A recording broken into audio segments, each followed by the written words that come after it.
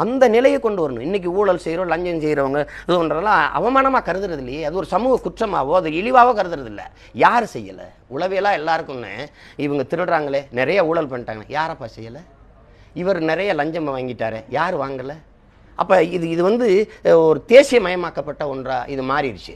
அப்போ இதை வந்து மாற்றணுங்கிறத நம்ம நினைக்கும். மக்களுக்குள்ள இருக்க சகிப்புத்தன்மை, எனக்கிட்ட நேர்மை இல்லைங்கிறதுனால நான் மக்களையும் நேர்மையற்றவனாக மாற்றுறேன். எப்படி மாற்றுறேன்? வாக்கு.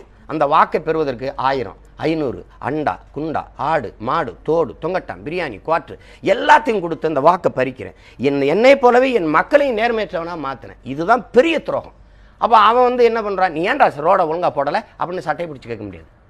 நீ ரோட்டை ஒழுங்கா போட்டியா அப்படின்னு கேட்டான். நீ நோட்டை வாங்காம ஓட்ட போட்டியா அப்படின்னு அவன் கேட்பான்.